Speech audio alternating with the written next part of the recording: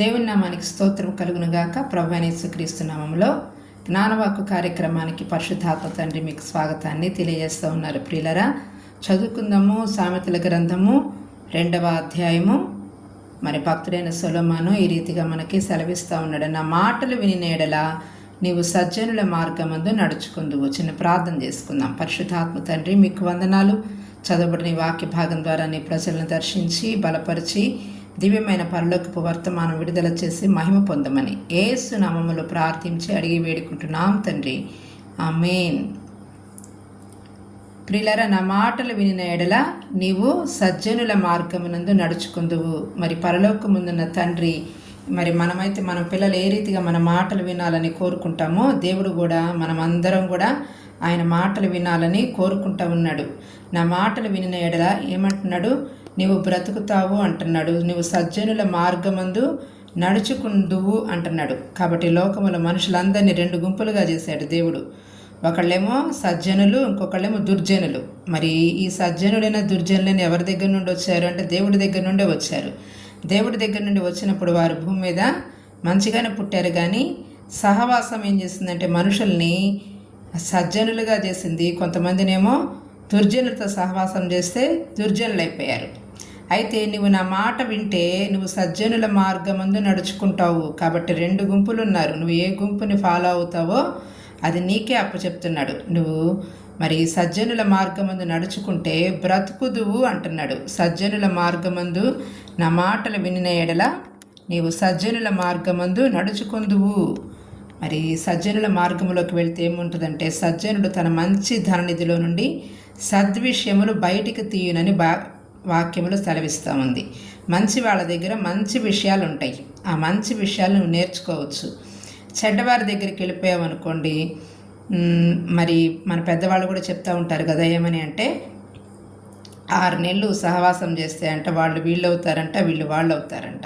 నిజమే, సహవాస దోషం అంటారు దాన్ని. ఏ త్రాగుడు అలవాటు లేదు నీకు ఇంతకుముందు, కానీ ఇప్పుడు నువ్వు త్రాగుతున్నావు అంటే కారణం ఏంటంటే నువ్వు త్రాగుబోతులతో సహవాసం చేసేసరికి నువ్వు మంచి వ్యక్తివే, కానీ నీవు చేసే సహవాసం వలన ఆ దురలవాటు నీకు ఏర్పడింది. మరి ఒకప్పుడు నీకు చెడు లేదు, ఇప్పుడు నువ్వు చెడ్డ వ్యక్తిగా మారావు అంటే సహవాస దోషం. అందుకనే సామెతల గ్రంథకర్త 24వ అధ్యాయంలో అన్నాడు, దుర్జనులను చూచి మత్సరపడకము, వారి సహవాసము కోరకము అని. కాబట్టి మన సహవాసం అయితే తండ్రి అయిన దేవునితో కూడాను, ఆయన కుమారుడైన యేసుక్రీస్తుతో కూడాను, పరిశుద్ధాత్మతో ఉన్నది అని మరి భక్తుడైన యోహాను సెలవిస్తూ ఉన్నాడు. కాబట్టి నువ్వు దేవునితో సహవాసం చేస్తే, ఆయనతో సహవాసం చేసిన ఎడల నీకు మేలు కలుగునని బైబిల్ గ్రంథంలో వ్రాయిస్తున్నాడు, మరి యోబు గ్రంథంలో కూడా. కాబట్టి దేవునితో సహవాసం చేస్తే నీకు మేలు కలిగిద్ది. సజ్జనులతో సహవాసం చేస్తే నీవు సత్ప్రవర్తన కలిగి ఉంటావు. మరి నీవు ఆయన మాట వింటే నువ్వేమవుతావంటే వర్ధిల్లుతావు. ఇంకా ఆయన మాట వింటే నీవు బ్రతుకుతావని బైబిల్ గ్రంథం సెలవిస్తూ ఉంది. కాబట్టి ఆయన మాటలు నువ్వు ఎంత వింటే అంత క్షేమము. ఆయనతో సహవాసం చేస్తే నీకెంతో మేలు. దేవుడి మాటలు దీవించునుగాక, ఆమేన్. మరి నా జీవితంలో కూడా దేవుని మాట వింటున్నంతకాలం బాగానే ఉన్నా, కానీ ఒక 4 రోజులు దేవుని మాటకు దూరమైపోయినప్పుడు నన్ను మరణం వెంబడించింది. ఆ 4 దినాలు నేను ఎంత శ్రమను అనుభవించానంటే, అయినా కానీ అలాంటి పరిస్థితుల్లో కూడా నేను మోకరించి ప్రార్థన చేసుకుంటూ ఉన్నప్పుడు దేవుడు నాకు, నా నోరంతా ఎండిపోతూ ఉంది, పెడచగట్టుకుపోతూ ఉంది. నేను పక్కన ఏమన్నా లేపుదామంటే అందరు నిద్రపోతున్నారు, లేపటం ఇష్టం లేదు, నాకు లేచే ఓపిక లేదు. అంత భయంకరంగా బాధపడతా ఉన్నప్పుడు దేవుడు ఏం చెప్తున్నాడంటే, లేచి లెమన్ జ్యూస్ తాగు అంటున్నాడు.